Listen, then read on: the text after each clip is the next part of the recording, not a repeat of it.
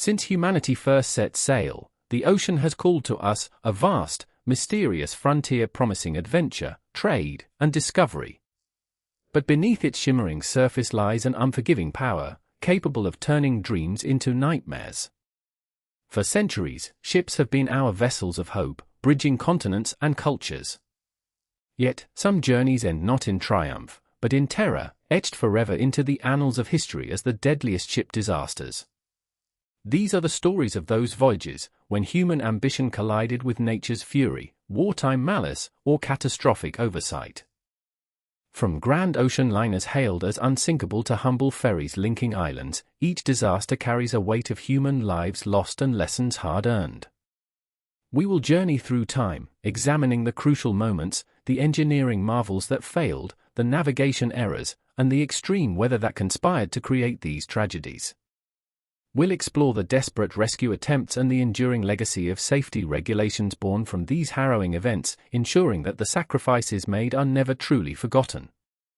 These aren't just statistics, they are stories of people, lives, and the sea. The mid-19th century marked a new era in maritime travel. Steam power promised faster, more reliable crossings, transforming global trade and immigration. Yet, this age of innovation was also one of intense competition, where speed often took precedence over safety. As ships grew larger and carried more passengers, the unforgiving nature of the sea, coupled with nascent safety standards and human fallibility, would lead to some of history's most shocking early tragedies. These were the lessons that set the stage for modern maritime safety regulations. Our first journey takes us to the autumn of 1854. The American packet steamship SS Arctic, a marvel of its time, departed Liverpool for New York. On board were over 400 souls, including the prestigious Collins family, one of New York's wealthiest. The Arctic was renowned for its speed and luxurious accommodations, promising a swift passage. Captain Asa Eldridge, a highly respected and experienced commander, was at the helm, navigating the formidable North Atlantic. No one on board could foresee the horror that awaited them just days later. October 27, 1854. The SS Arctic was just 60 miles off the coast of Newfoundland, shrouded in a dense, blinding fog. Captain Eldridge had ordered the whistle sounded, but the ship maintained a relatively high speed, common practice for the competitive packet lines. Suddenly, out of the impenetrable mist, another vessel appeared. It was the French barque Vesta, a much smaller, iron-reinforced ship. The collision was immediate and devastating. The Vesta struck the Arctic on its starboard bow, tearing a gaping hole in its hull, below the waterline. Panic aboard the Arctic was immediate. Water poured into the engine room, quickly disabling the pumps. Captain Eldridge initially tried to assist the damaged Vesta, believing his ship to be less severely hit, but soon realized the true extent of the Arctic's injuries. As the ship began to list, a horrifying truth emerged: there were not enough lifeboats for everyone. The women and children first protocol, though not yet formalized, was utterly disregarded by many of the crew and male passengers in a desperate, chaotic struggle for survival. It was every man for himself. The Arctic sank within 5 hours. Of the over 400 people on board, fewer than 100 survived. Heartbreakingly, all of the Collins family, including their mother, wife, and children, perished. Captain Eldridge, after attempting to go down with his ship, was miraculously rescued hours later clinging to debris. The SS Arctic disaster sent shockwaves across the globe, highlighting the urgent need for improved maritime safety regulations, particularly regarding the number of lifeboats and disciplined evacuation procedures. It was a stark reminder of vulnerability. 11 years later, as America reeled from the end of the Civil War, another maritime disaster unfolded, not on the open ocean, but on the mighty Mississippi River. The paddle-wheel steamboat SS Sultana was designed for cotton transport and passenger travel. In April 1865, it was pressed into service to carry Union soldiers home from Confederate prison camps. A bonus was paid to captains for each soldier transported, a powerful incentive that led Captain J. Cass Mason to make a fateful decision, one that would seal the Sultana's tragic destiny. the Sultana was certified to carry 376 passengers and crew. However, driven by the lucrative bonus, Captain Mason allowed an astonishing number of soldiers and civilians to board. When the Sultana left Vicksburg, Mississippi, it carried an estimated 2,137 to 2,400 people, almost 7 times its legal capacity. To make matters worse, one of its 4 boilers had been poorly repaired just days before, a makeshift fix under pressure to meet the transport deadline. The river was also high and fast, putting immense strain on the vessel's engines. In the early hours of April 27, 1865, just north of Memphis, disaster struck. 3 of the Sultana's 4 boilers exploded almost simultaneously. The blast ripped through the center of the ship, sending scalding steam, shrapnel, and debris high into the night sky. The vessel quickly caught fire, fueled by its wooden construction and cotton cargo. Hundreds were killed instantly, hurled into the icy waters of the swollen Mississippi, or trapped aboard the burning hulk. Many survivors, weakened by their time in prison camps, struggled to swim or cling to wreckage. The death toll of the Sultana disaster is staggering, estimated between 1,500 and 1,800 lives, making it the greatest maritime disaster in U.S. history, even more deadly than the Titanic. Yet, it remains largely forgotten. Why? The nation was consumed by the assassination of Abraham Lincoln and the end of the Civil War. News of the Sultana's loss was overshadowed by these monumental events. Survivors faced lifelong physical and psychological trauma, but their stories were buried under the weight of national mourning. A grim testament to greed and negligence. The early 20th century dawned with an era of unprecedented technological advancement and human hubris. Ships became floating palaces, symbols of national pride and engineering prowess. The North Atlantic, a bustling highway of commerce and luxury, saw the launch of ever larger, faster vessels. But the belief in unsinkable technology fostered a dangerous overconfidence, ignoring the timeless perils of the sea. It was a period where the allure of luxury and speed would once again collide with the harsh realities of nature and, eventually, with the brutality of war. Fast forward to April 1912. The world watched in awe as the RMS Titanic, the largest ship ever built, embarked on its maiden voyage from Southampton to New York. Heralded as unsinkable by its builders and the press, the Titanic was a floating palace, a triumph of Edwardian engineering and luxury. On board were some of the wealthiest individuals, alongside thousands of immigrants hoping for a new life. Captain Edward Smith, a seasoned White Star Line veteran, commanded the vessel, confident in its formidable design and robust construction. The North Atlantic crossing was initially smooth, but on April 14, warnings of icebergs began to filter in. Despite these advisories, the Titanic maintained a speed of 22 knots. At 11:40 p.m., lookout Frederick Fleet spotted an iceberg directly ahead. First Officer William Murdoch ordered hard a starboard and full astern, but it was too late. The ship grazed the massive ice formation, creating a series of gashes below the waterline along its starboard side. The damage was far more severe than initially perceived, breaching 6 of its 16 watertight compartments. Thomas Andrews, the ship's designer, quickly assessed the damage. The Titanic was doomed. It could only stay afloat with a maximum of 4 compartments breached.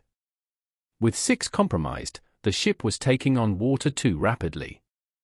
The call for help was sent, but the nearest ship, the Californian, had turned off its wireless for the night, ignoring the Titanic's distress rockets. The lifeboats, designed to hold 1,178 people, were only half filled due to confusion and the misguided belief that the ship would not truly sink. Chaos slowly descended, as their fate became undeniable. In the freezing early hours of April 15, 1912, the Titanic's stern rose into the air, its lights still blazing, before plunging into the icy depths of the North Atlantic. Over 1,500 people perished, many succumbing to hypothermia in the frigid water. The women and children first protocol was followed more strictly than on the Arctic, but the sheer lack of boats meant tragedy for most. The Carpathia, racing to the scene after hearing the distant SOS, arrived hours later to find a sea littered with debris and the dead. The world mourned, united in disbelief and grief. The Titanic disaster was a global wake-up call. Investigations revealed critical flaws in maritime safety, insufficient lifeboats, inadequate communication protocols, and a lack of consistent international regulations. In response, the International Convention for the Safety of Life at Sea, or SOLAS, was established in 1914. This landmark treaty mandated sufficient lifeboat capacity for all on board, 24-hour wireless watch, and the establishment of the International Ice Patrol. The tragedy of the Titanic, while immense, ultimately led to the foundation of modern maritime safety. Just 3 years after the Titanic's sinking, the world was plunged into the Great War. The RMS Lusitania, another grand ocean liner, was a symbol of British naval pride and luxury. On May 1, 1915, she departed New York for Liverpool, carrying nearly 2,000 passengers and crew, many of them American citizens. Despite public warnings from the German embassy about the war zone around Great Britain, the Lusitania, known for its speed, was believed to be largely immune to submarine attack. Passengers felt safe, confident in the ship's speed and their nation's neutrality. On May 7, 1915, as the Lusitania approached the coast of Ireland, Captain William Turner had reduced speed and was navigating through a known submarine danger zone. Suddenly, without warning, the German U-boat U-20, commanded by Captain Lieutenant Walter Schweiger, fired a single torpedo. It struck the Lusitania's starboard bow. A second, much larger explosion followed, believed to be from the ignition of coal dust or secondary explosions in the ship's boilers. The liner, designed for speed and not built with extensive watertight compartmentation, began to list immediately. The Lusitania sank in just 18 minutes, an astonishingly fast descent for such a large vessel. The severe list prevented many lifeboats from being properly launched, some capsized, others were crushed against the ship's side. The speed of the sinking left little time for organized rescue. Of the 1,959 people on board, 1,198 perished, including 128 Americans. The loss of civilian lives, particularly American citizens, ignited international outrage and was a major factor in turning public opinion against Germany, eventually contributing to the United States' entry into World War I. The sinking of the Lusitania remains a point of historical debate. Germany maintained the ship was a legitimate military target, carrying munitions. Indeed, later salvage operations confirmed the presence of ammunition, though not in quantities that would explain the second explosion. The disaster underscored the brutal realities of unrestricted submarine warfare and the blurred lines between civilian and military targets in total war. It irrevocably changed naval strategy and civilian perception of ocean travel, forever linking the high seas with the terrifying prospect of war. Even with the lessons of the past informing improved safety regulations and engineering, the late 20th and early 21st centuries continued to witness horrific maritime disasters. These tragedies often stemmed from a dangerous cocktail of human negligence, corporate greed, and a disregard for established safety protocols. They remind us that technology alone cannot guarantee safety. It requires constant vigilance, strict enforcement, and an unwavering commitment to human life, especially in regions where economic pressures can tragically override safety concerns for profit. Decades later, a different kind of tragedy unfolded in the Philippines. The MV Doña Paz was a passenger ferry, an ordinary vessel linking the islands, often overcrowded. On December 20, 1987, just 5 days before Christmas, the Doña Paz departed from Tacloban, bound for Manila. It was packed with passengers, many eager to return home for the holidays. Official manifests would later reveal a shocking discrepancy: the ship was carrying thousands more people than its legal capacity, a common, yet dangerous, practice due to lax enforcement and high demand. At around 10 p.m., while sailing through the Tubeless Strait, the Doña Paz collided with the MT Vector, an oil tanker carrying 8,800 barrels of petroleum products. The impact was horrific. The Vector's cargo immediately ignited, engulfing both vessels in a raging inferno. Witnesses described a sea of fire as the blaze spread rapidly. Many passengers on the Doña Paz were asleep, trapped by the flames or by the sheer impossibility of moving through the overcrowded decks. There were no general alarms, and life jackets were locked away or inaccessible. The tragedy of the Doña Paz is marked by unimaginable suffering. Those who managed to escape the burning ship were forced to jump into shark-infested waters, often still ablaze with burning oil. The few life rafts deployed were quickly overwhelmed. It took 8 hours for the first rescue efforts to arrive, by which point the ships were completely destroyed. Only 24 people from the Doña Paz and 2 from the MT Vector survived. The official death toll was estimated at 4,386 people, making it the deadliest peacetime maritime disaster in history. The Doña Paz disaster exposed profound systemic failures, rampant overcrowding, an unseaworthy vessel, and a shocking lack of safety equipment and training. The crew of the Vector also bore responsibility, with allegations of negligence. Investigations revealed that the Doña Paz had no working radio, and its watchman was reportedly watching television at the time of the collision. It was a perfect storm of human error, corporate negligence, and regulatory laxity that led to a catastrophe on an unprecedented scale, urging drastic reforms in Philippine maritime safety. In the Baltic Sea, in the early hours of September 28, 1994, modern European ferry travel faced its own devastating test. The MV Estonia, a large roll-on roll-off passenger ferry, was en route from Tallinn, Estonia, to Stockholm, Sweden. On board were 989 passengers and crew. The Baltic was infamous for its rough seas, but the Estonia was built to withstand them. Yet, this night, the storm was exceptional, with waves reaching up to 10 meters high, relentlessly pounding the ship's bow, setting the stage for disaster. The Estonia's design included a large bow visor, a hinged steel ramp that allowed vehicles to drive on and off. This design, while efficient, proved to be its fatal flaw. Under the relentless force of the storm, the bow visor, and its securing locks, failed. At around 1 a.m., a loud metallic crash reverberated through the ship. Eyewitnesses later described the visor ripping completely off, exposing the car deck to the full fury of the waves. Water poured into the vehicle deck, a vast open space, destabilizing the ship within minutes. The ingress of water was catastrophic. The Estonia quickly developed a severe list to starboard. Within an hour of the first impact, the ship had capsized completely, turning over onto its side, then stern first, plunging into the freezing depths.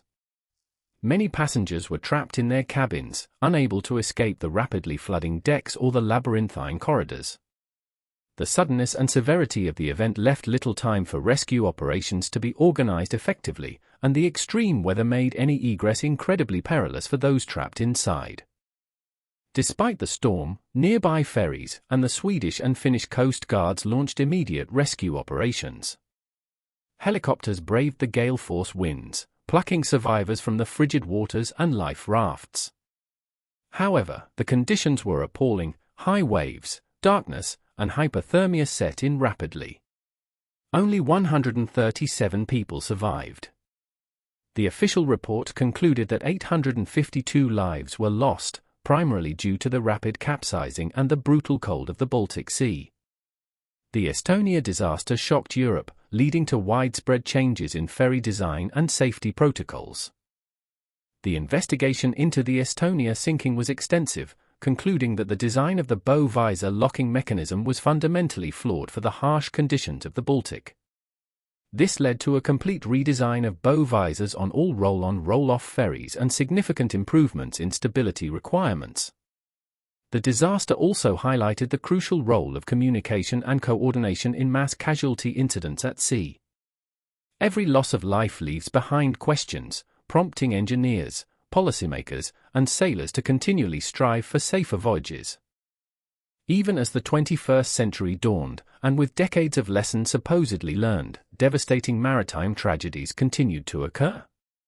These incidents often serve as painful reminders that regulations, no matter how stringent, are only effective if rigorously enforced.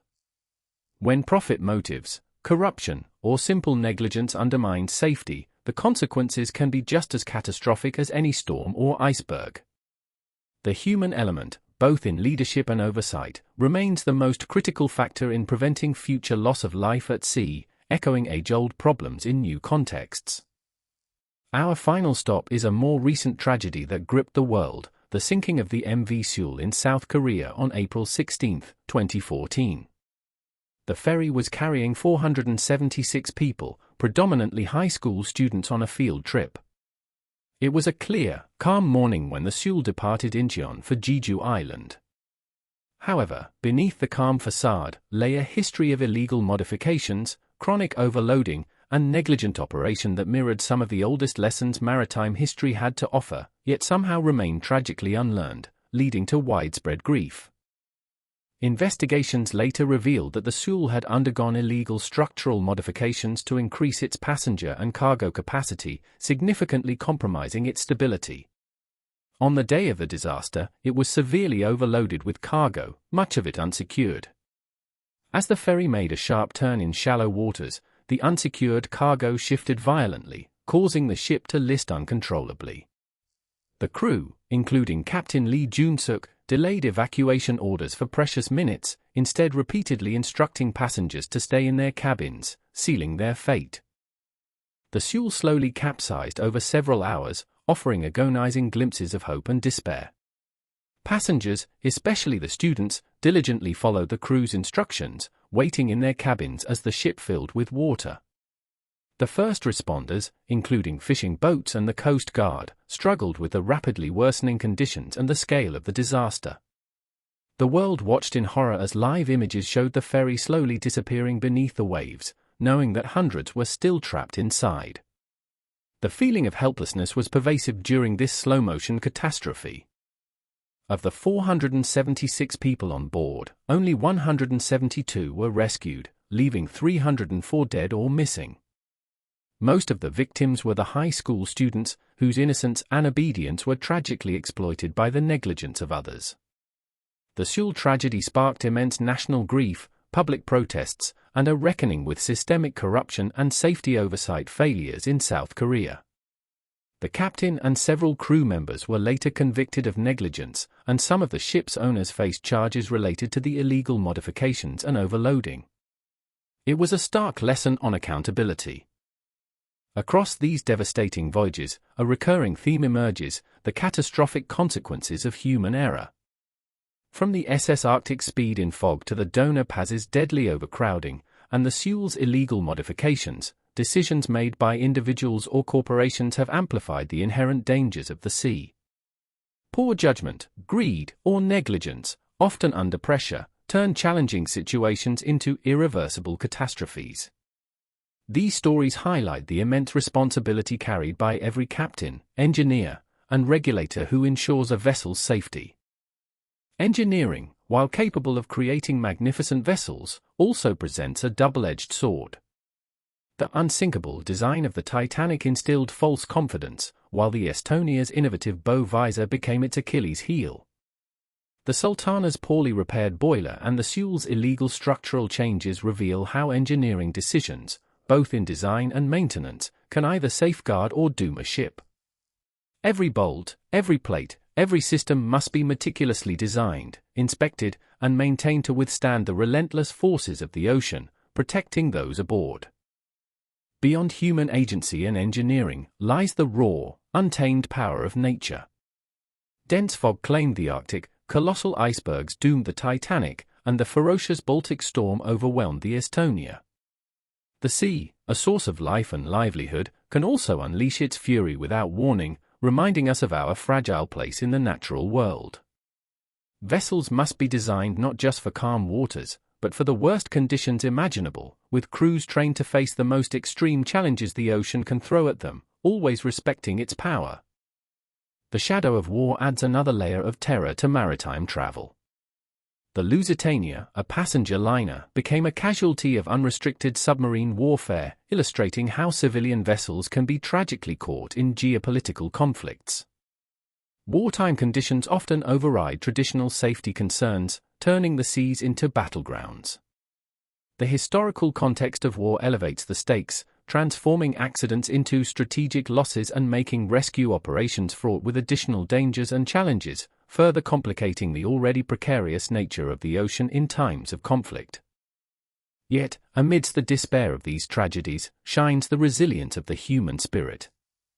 The heroism of passengers and crew who sacrificed themselves for others, the courage of rescuers braving impossible conditions, and the collective will to learn from mistakes and improve safety are testaments to our better nature.